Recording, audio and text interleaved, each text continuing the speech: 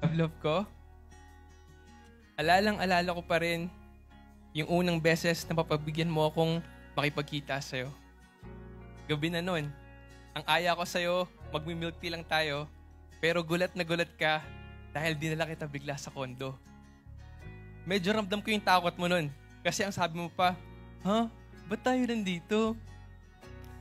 Tapos ang sagot ko lang, basta, may papakita ako sa'yo, mabilis lang tayo. Ay, Tita Christy, may kaduktong pa po yung kwento. Dinoble check ko kung nakalock yung sasakyan kasi baka tumulan ka sa pinto.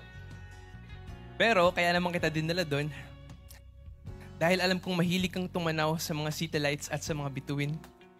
Kaya naisip ko i-surprise ka doon sa rooftop. Sumakses naman ako dahil mukhang masaya ka naman. Unang beses pa lang natin nagsama noon pero halos nakwento mo na sa akin yung buong buhay mo.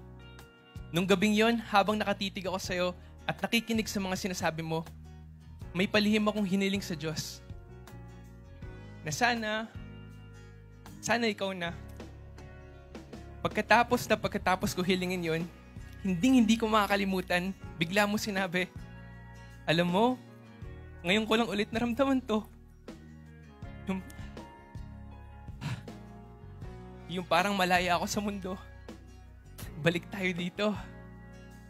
Ang bilis naman ng sign ni Lord. Kaya sabi ko, wala na. Tapos na ang laban. Sa'yo na ako. Mamahalin na kita sa ayaw o sa gusto mo. Sa vow na to, hindi ko pangako na hindi ka na masasaktan, na hindi ka naluluha at mahihirapan. Pero ito ang masisiguro ko sa'yo, na hindi ka na mag-iisa. Nandito na ako at sasamahan kita sa lahat ng ibibigay ng mundong to. Simula ngayon, ikaw na ang top priority ko. Alam kong hindi ka sanay na umaasa sa iba at kayang-kaya mo talaga gawin lahat na mag-isa.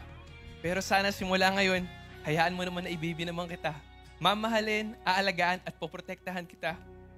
Pangako, naliligawan pa rin kita kahit mag-asawa na tayo. Hanggang sa tumanda at pumuti na ang ating mga buhok, asahan mo na sa'yo pa rin ako titingin dahil ikaw lang at ikaw pa rin ang pinakamaganda sa mga mata ko.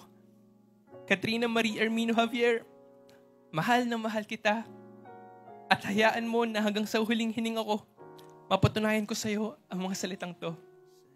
Sa'yo ako. Ulit-ulitin man, nais kong malaman mo.